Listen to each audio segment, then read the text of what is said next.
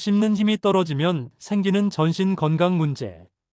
혹시 어제 저녁 먹을 때 고기를 씹다가 포기하고 삼키신 적 있으신가요? 아니면 사과를 베어 물다가 너무 딱딱해 하며 깎아서 드셨나요? 그냥 단순히 나이가 들어서 그런 거라고 생각하셨다면 지금 당장 멈춰주세요. 씹는 힘이 약해지는 것. 이건 단순한 불편함이 아닙니다. 지금 이 순간에도 여러분의 뇌가 위험 신호를 보내고 있고 소화기관이 비명을 지르고 있으며 근육들이 하나둘씩 약해지고 있다는 걸 아세요? 실제로 일본의 한 연구에서는 충격적인 결과가 나왔습니다. 씹는 힘이 약한 70대 노인들이 치매에 걸릴 확률이 정상인보다 무려 1.5배나 높았다는 거예요. 오늘 제가 여러분께 들려드릴 이야기는 단순히 이가 아프다, 잇몸이 안 좋다는 구강 문제가 아닙니다.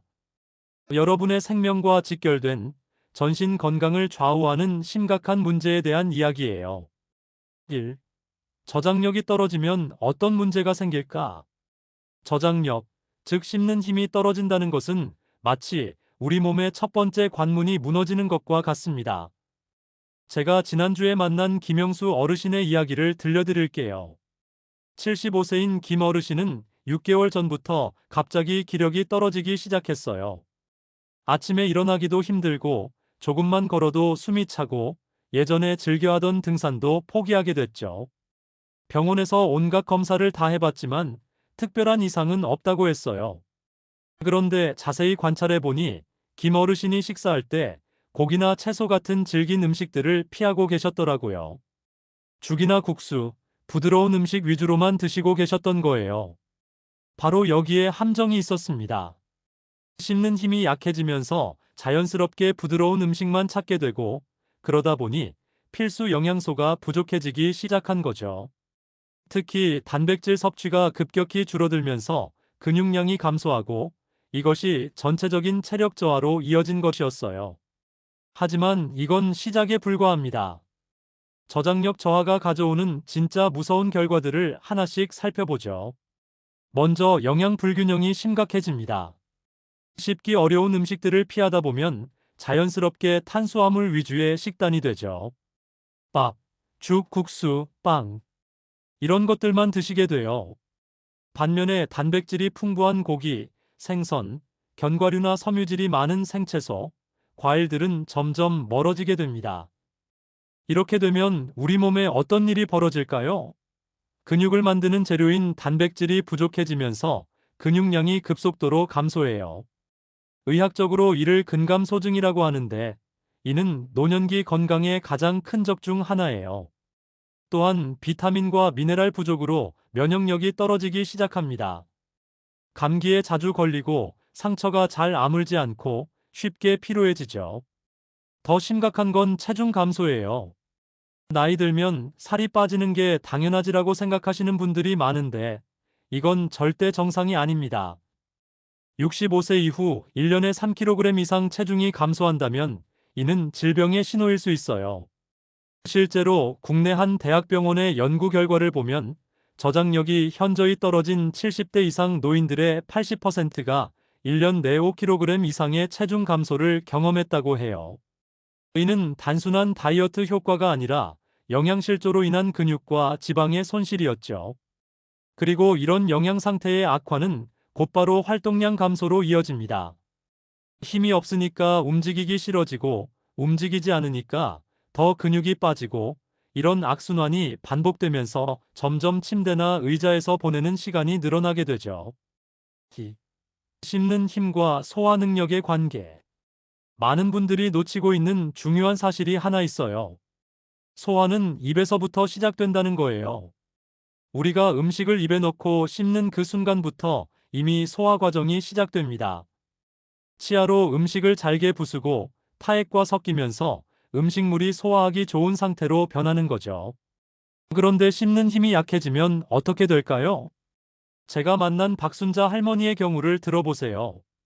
79세인 박 할머니는 최근 몇 달 동안 속이 자주 더부룩하고 소화가 안 된다고 하소연하셨어요. 병원에서 위내시경도 해보고 각종 검사를 다 했지만 특별한 이상은 없다고 했죠. 그런데 자세히 관찰해 보니 박 할머니가 음식을 제대로 씹지 못하고 있었어요.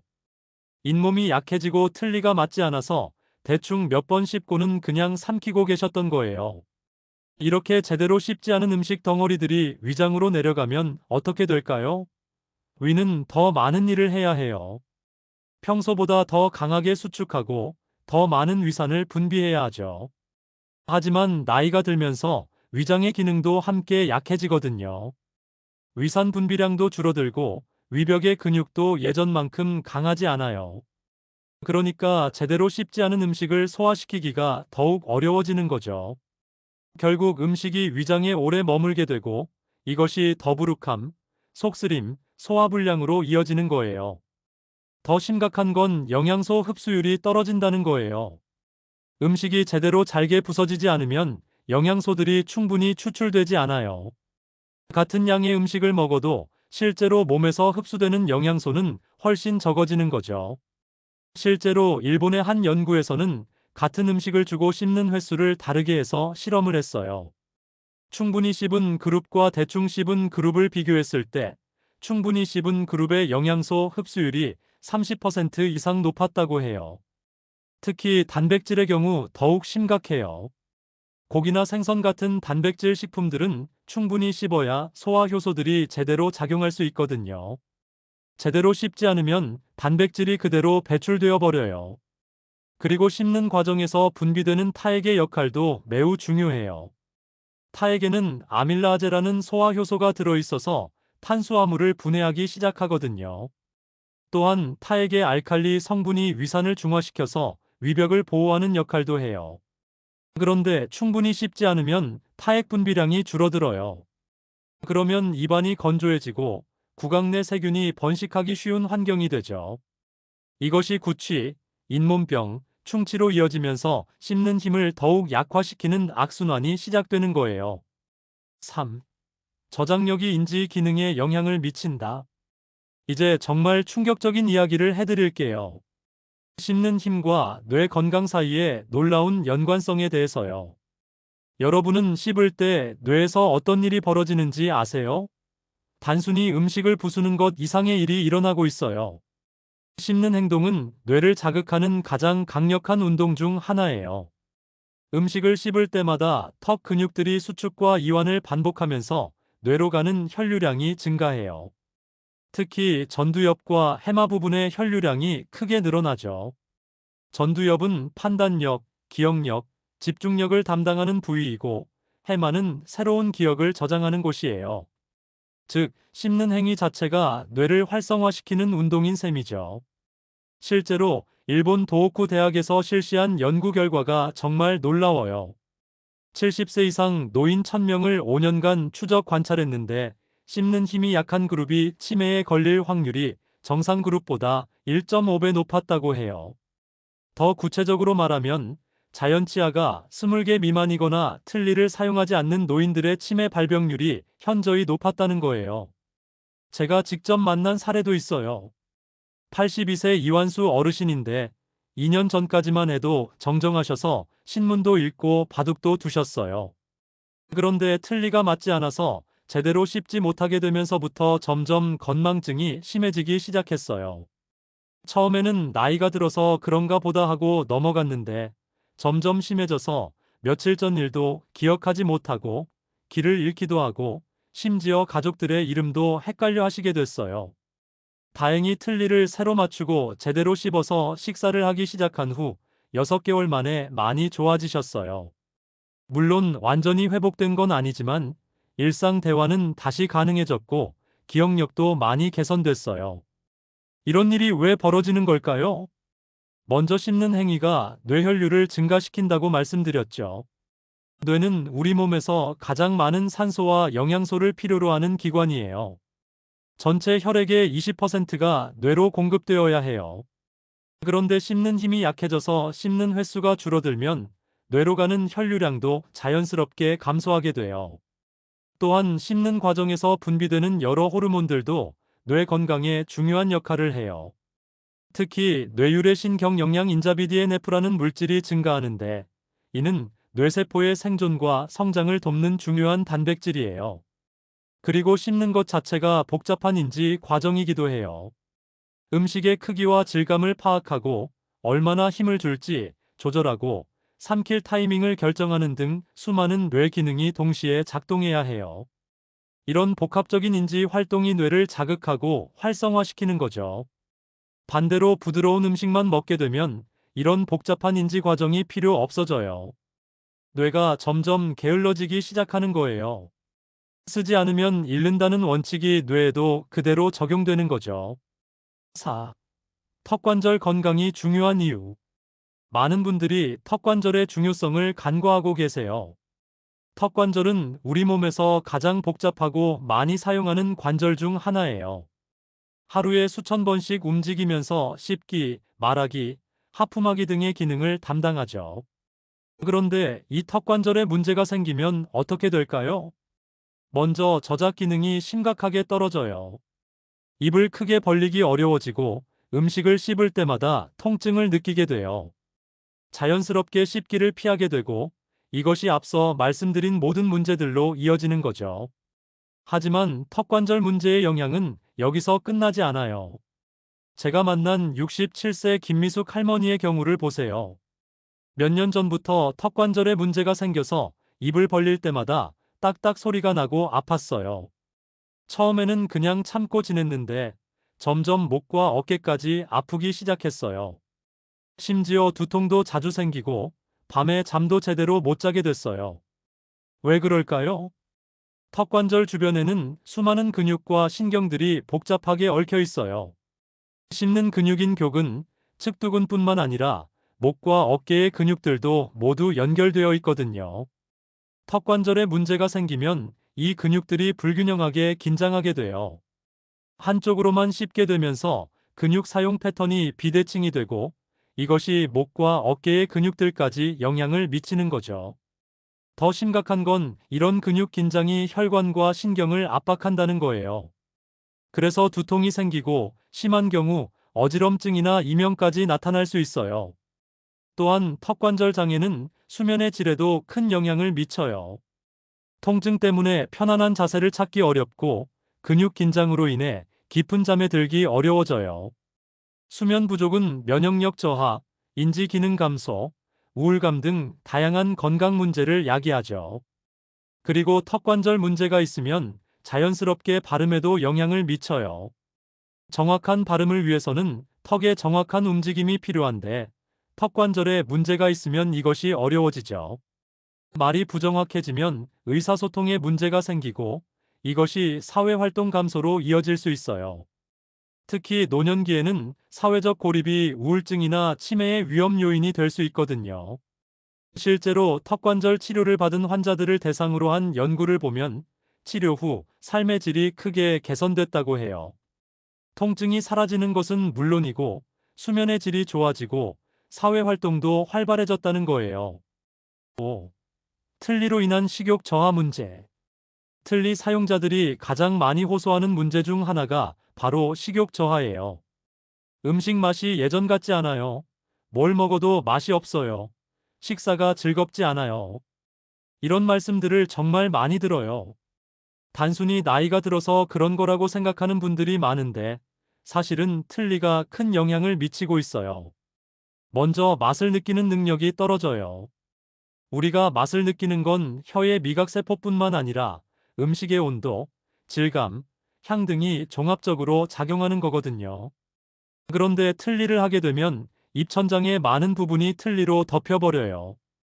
입천장에도 미각을 느끼는 세포들이 있는데 이것들이 차단되는 거죠. 또한 음식의 온도를 감지하는 능력도 떨어져요.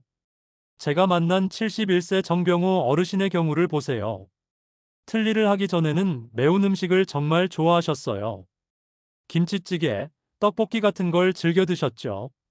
그런데 틀니를 한 후부터는 매운맛을 잘 못 느끼겠다고 하시더라고요. 그래서 점점 더 자극적인 음식을 찾게 되고 결국 짜고 단 음식 위주로 식단이 바뀌게 됐어요.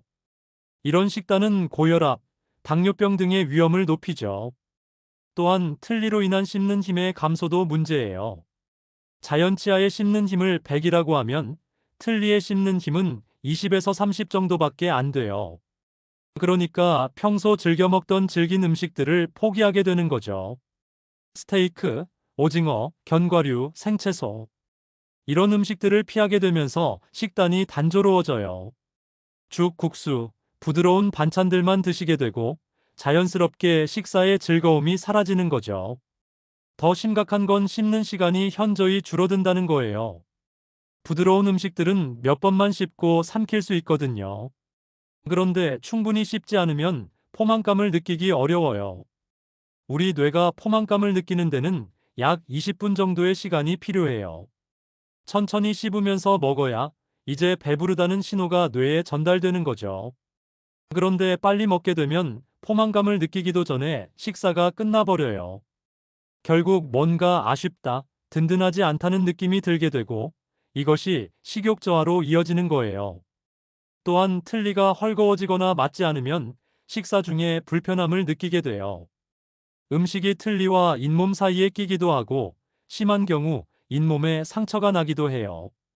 이런 불편함이 반복되면 자연스럽게 식사를 피하게 되죠. 실제로 틀니 사용자들을 대상으로 한 연구를 보면 틀니 사용 초기에 평균적으로 체중이 5에서 10% 감소한다고 해요. 이는 단순한 적응 과정이 아니라 영양 섭취 부족으로 인한 문제일 수 있어요. 6. 잘 씹기 위한 음식 선택법. 그렇다면 씹는 힘이 약해졌을 때 어떤 음식을 선택해야 할까요?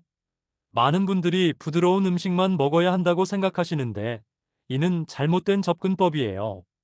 중요한 건 적절한 저항감이 있는 음식을 선택하는 거예요. 너무 딱딱해서 씹기 어려운 것도 문제지만 너무 부드러워서 씹을 필요가 없는 것도 문제예요. 제가 추천하는 첫 번째 카테고리는 조리법을 바꾼 단백질 식품이에요. 고기의 경우 큰 덩어리 그대로 굽거나 볶는 대신 다지거나 갈아서 조리하세요. 하지만 여기서 중요한 건 완전히 갈아버리는 게 아니라 적당한 크기로 다지는 거예요. 너무 곱게 갈면 씹는 운동이 전혀 안 되거든요. 예를 들어 소고기를 완전히 갈아서 만든 죽 대신 굵게 다진 소고기로 만든 전골이나 찌개를 드시는 거예요. 이렇게 하면 충분히 씹을 수 있으면서도 부담스럽지 않아요. 생선의 경우도 마찬가지예요.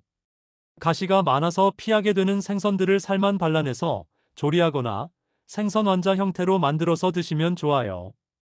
특히 등푸른 생선들은 오메가3 지방산이 풍부해서 뇌 건강에도 도움이 되거든요. 두 번째는 섬유질이 풍부한 채소의 조리법 변경이에요.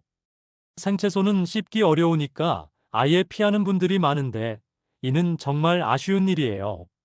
채소를 살짝 데치거나 찜으로 만들면 씹기 훨씬 수월해져요. 예를 들어 물을 생으로 먹기는 어려워도 무조림으로 만들면 적당한 씹는 감촉을 유지하면서도 부드럽게 먹을 수 있어요. 당근도 마찬가지예요.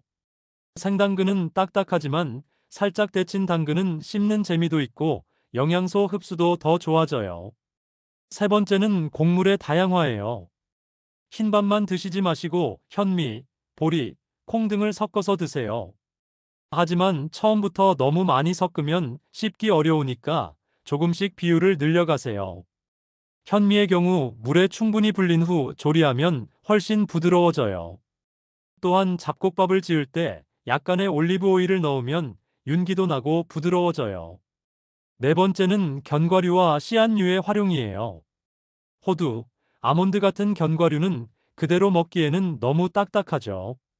하지만 완전히 포기할 필요는 없어요.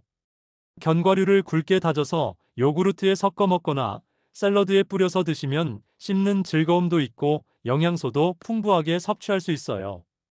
특히 아마시나 치아시드 같은 작은 씨앗들은 물에 불려서 젤리 형태로 만들어 드시면 좋아요.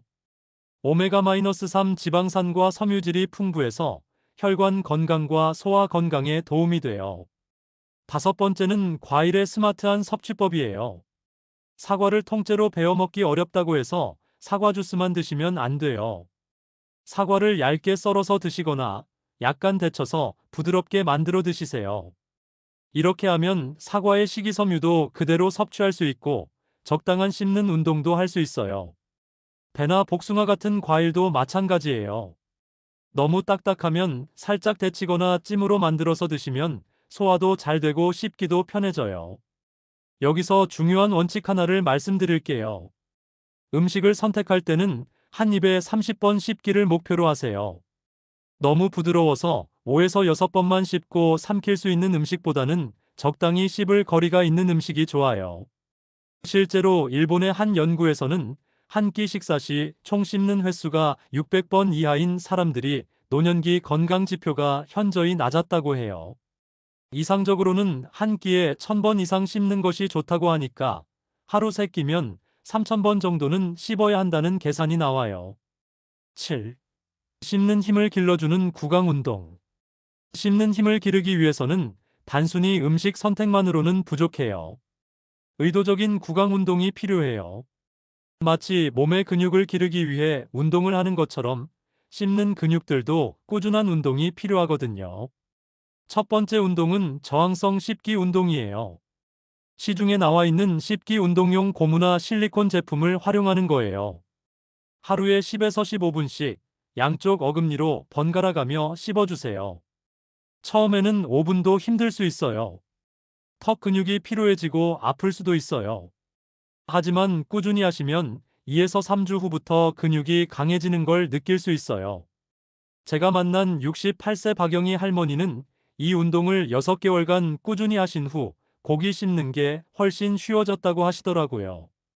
두 번째는 턱 근육 강화 운동이에요. 입을 천천히 최대한 벌렸다가 천천히 다물기를 반복하는 거예요. 이때 중요한 건 빠르게 하는 게 아니라 천천히 저항감을 느끼면서 하는 거예요. 손으로 턱을 살짝 눌러주면서 입을 벌리려고 하면 더 효과적이에요. 마치 웨이트 트레이닝을 하는 것처럼 저항을 주는 거죠. 세 번째는 혀 운동이에요. 많은 분들이 놓치는 부분인데 혀의 근력도 씹기에 매우 중요해요. 혀가 음식을 적절한 위치에 배치해야 효과적으로 씹을 수 있거든요. 혀를 입천장에 강하게 누르기, 혀를 앞뒤로 움직이기, 혀로 입술 주변을 핥기 등의 운동을 해주세요. 하루에 10에서 15분 정도면 충분해요. 네 번째는 얼굴 근육 운동이에요. 아, 에, 이, 오, 우 발음을 크게 하면서 얼굴 근육들을 충분히 움직여주세요. 이때 과장되게 연극 배우가 발성 연습하는 것처럼 해주시면 돼요. 또한 볼을 부풀렸다가 천천히 바람을 빼기, 입술을 동그랗게 오므렸다가 펴기 등의 운동도 도움이 돼요. 다섯 번째는 타액 분비 촉진 운동이에요. 충분한 타액 분비는 소화와 구강 건강에 필수적이에요. 귀 앞쪽과 턱 아래쪽에 있는 타액선을 마사지해 주세요. 부드럽게 원을 그리면서 3에서 5분간 마사지하면 타액 분비가 촉진돼요. 또한 신맛이 나는 음식을 생각하거나 레몬 조각을 혀 끝에 살짝 떼는 것도 도움이 돼요. 여기서 중요한 건 꾸준함이에요. 하루 이틀 하고 그만두시면 효과가 없어요. 최소 3개월은 꾸준히 해야 눈에 띄는 변화를 느낄 수 있어요. 실제로 턱관절 전문의들은 이런 구강 운동을 턱 근육 재활이라고 부르기도 해요. 근육이 약해진 상태에서 갑자기 딱딱한 음식을 씹으려고 하면 오히려 근육이 손상될 수 있거든요. 단계적으로 근력을 기르는 것이 중요해요. 8. 저장력을 높이는 생활 습관. 씹는 힘을 기르는 것은 운동만으로는 부족해요. 일상생활 전반의 습관을 바꿔야 해요. 첫 번째는 식사 시간의 변화예요. 현대인들은 너무 빨리 먹어요. 특히 나이가 들수록 어서 끝내야지 하는 마음에 더 급하게 먹게 되죠. 하지만 이는 씹는 힘을 약화시키는 주요 원인이에요. 한 끼 식사에 최소 30분은 투자하세요. 천천히 충분히 씹으면서 드시는 거예요. 처음에는 지루할 수 있지만 음식의 진짜 맛을 느낄 수 있게 될 거예요. 제가 만난 74세 최동순 어르신은 이 방법을 실천한 후 음식이 이렇게 맛있는 줄 몰랐다고 하시더라고요. 30분 동안 천천히 씹으면서 드시니까 포만감도 더 크고 소화도 훨씬 잘 되신다고 하세요. 두 번째는 물 마시는 습관의 조절이에요. 식사 중에 물을 너무 많이 마시면 음식을 제대로 씹지 않고 흘러 삼키게 돼요. 물로 음식을 밀어넣는 식으로 먹게 되는 거죠. 식사 30분 전에 충분히 수분을 섭취하고 식사 중에는 물을 조금씩만 마시세요. 입안이 너무 건조하면 타액 분비를 촉진하는 것이 더 좋아요. 세 번째는 양쪽 어금니 사용하기예요. 많은 분들이 한쪽으로만 씹는 습관이 있어요. 편한 쪽으로만 계속 씹다 보면 근육 발달이 불균형해지고 턱 관절에도 문제가 생길 수 있어요. 의식적으로 양쪽을 번갈아 가며 씹는 연습을 하세요. 처음에는 어색하겠지만 점차 자연스러워질 거예요. 네 번째는 스마트폰과 TV 끄기예요. 식사할 때 다른 일에 신경 쓰면 씹는 것에 집중할 수 없어요. 음식을 대충 씹고 삼키게 되죠. 식사 시간만큼은 오직 음식에만 집중하세요. 음식의 맛, 향, 질감을 의식적으로 느끼려고 노력하세요. 이런 의식적인 식사가 씹는 힘을 기르는데 큰 도움이 돼요. 다섯 번째는 정기적인 구강 검진이에요. 치아나 잇몸에 문제가 있으면 제대로 씹을 수 없어요. 작은 충치라도 방치하면 점점 씹는 범위가 줄어들게 되죠. 6개월에 한 번씩은 치과에서 정기 검진을 받으세요. 스케일링도 정기적으로 받으시고 문제가 발견되면 즉시 치료하세요. 여섯 번째는 턱 마사지 습관화예요. 하루 종일 씹고 말하고 표정을 짓느라 턱 근육들이 많이 피로해져요. 자기 전에 턱 주변을 부드럽게 마사지해주면 근육이 이완되고 혈류가 개선돼요. 귀 앞쪽 관자놀이 부분과 턱선을 따라 원을 그리며 마사지하세요. 따뜻한 수건을 턱에 대고 있는 것도 도움이 돼요. 일곱 번째는 충분한 수면이에요. 수면 부족은 근육 회복을 방해해요. 턱 근육도 마찬가지예요. 충분한 수면을 통해 근육이 회복되고 강화될 수 있어야 해요. 또한 수면 중에 이갈이를 하시는 분들은 치아 보호대를 사용하는 것을 고려해 보세요. 이갈이로 인한 치아 손상이 씹는 기능에 영향을 미칠 수 있거든요. 9. 씹는 힘이 전신 건강으로 이어지는 이유. 지금까지 씹는 힘과 관련된 다양한 문제들을 살펴봤는데, 왜 이렇게 작은 것 같은 씹기가 전신 건강에 이렇게 큰 영향을 미치는 걸까요? 그 답은 우리 몸이 하나의 유기체라는 데 있어요. 모든 것이 연결되어 있거든요. 먼저 영양소 흡수의 연쇄 반응을 보세요. 제대로 씹지 못하면 영양소 흡수가 떨어지고 근육량이 감소하고 기초대사율이 낮아지고 면역력이 떨어지고 각종 질병에 취약해져요. 실제로 65세 이상 노인들을 대상으로 한 대규모 연구에서 씹는 힘이 약한 그룹의 사망률이 정상 그룹보다 21% 높았다는 결과가 나왔어요. 이는 단순한 우연이 아니라 씹는 기능이 전체적인 건강 상태를 반영하는 지표라는 의미예요. 두 번째는 혈류와 신경계의 연결이에요. 씹는 행위는 머리와 목 부위의 혈류를 크게 증가시켜요. 이는 뇌뿐만 아니라 눈, 귀, 목 부위의 모든 기관들에 영향을 미쳐요. 제가 만난 한 환자분은 턱관절 치료를 받은 후 만성적인 목 어깨 통증이 사라졌다고 하시더라고요. 또 다른 분은 어지럼증이 많이 개선됐다고 하세요. 세 번째는 호르몬 분비와 자율신경계예요. 씹는 행위는 부교감신경을 활성화시켜요. 부교감신경은 우리 몸의 회복과 재생을 담당하는 신경이에요. 충분히 씹으면서 식사를 하면 자연스럽게 릴렉스되고 소화도 잘 되고 수면의 질도 좋아져요. 반대로 빨리 먹거나 제대로 씹지 않으면 교감신경이 활성화돼요. 이는 스트레스 상태와 같아서 혈압이 올라가고 소화가 안 되고 수면에도 방해가 돼요. 네 번째는 근육계의 연쇄 반응이에요. 씹는 근육들은 목과 어깨, 심지어 등 근육들과도 연결되어 있어요. 한쪽으로만 씹거나 제대로 씹지 않으면 전체적인 근육 균형이 깨져요. 이것이 자세에도 영향을 미쳐요. 구부정한 자세, 일자목, 어깨 결림 등이 씹는 습관과 연관이 있을 수 있어요. 다섯 번째는 사회적 건강이에요. 제대로 씹을 수 없으면 다른 사람들과 함께 식사하는 것이 부담스러워져요. 음식을 흘릴까봐, 씹는 소리가 날까봐, 너무 오래 씹을까봐 걱정되는 거죠. 결국 혼자 식사하는 시간이 늘어나고 사회적 활동이 줄어들어요. 이는 우울증이나 인지 기능 저하의 위험 요인이 될 수 있어요. 여섯 번째는 심리적 건강이에요. 음식을 제대로 즐길 수 없다는 것은 삶의 질에 큰 영향을 미쳐요. 식사는 단순한 영양 섭취가 아니라 즐거움이고 위안이거든요. 씹는 기능이 떨어지면서 식사의 즐거움을 잃게 되면 자연스럽게 우울감이 생길 수 있어요. 실제로 씹는 기능과 우울증 사이의 연관성을 보여주는 연구들이 많이 있어요. 오늘 우리가 함께 살펴본 내용들을 정리해보면 씹는 힘은 단순히 음식을 부수는 기능이 아니라 우리 몸 전체의 건강을 좌우하는 핵심 기능이라는 거예요. 뇌 건강, 소화 건강, 근육 건강, 심혈관 건강, 심리적 건강까지 모든 것이 씹는 기능과 연결되어 있어요. 그렇다면 지금 당장 무엇을 해야 할까요? 첫째, 오늘 저녁 식사부터 천천히 씹으면서 드세요.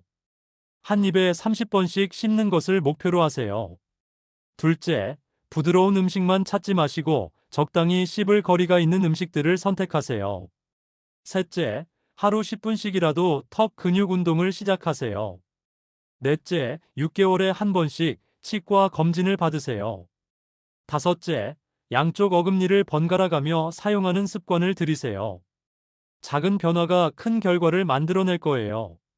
제가 만난 많은 어르신들이 이런 작은 변화들을 통해 다시 건강을 찾으셨어요. 음식의 맛을 되찾으셨고, 기력도 좋아지셨고, 더 활동적인 삶을 살게 되셨어요. 여러분도 충분히 가능해요. 나이가 들었다고 해서 씹는 기능을 포기할 필요는 없어요. 적절한 관리와 꾸준한 노력으로 70대, 80대에도 충분히 건강한 치아와 강한 씹는 힘을 유지할 수 있어요. 씹는 힘은 곧 생명력이에요.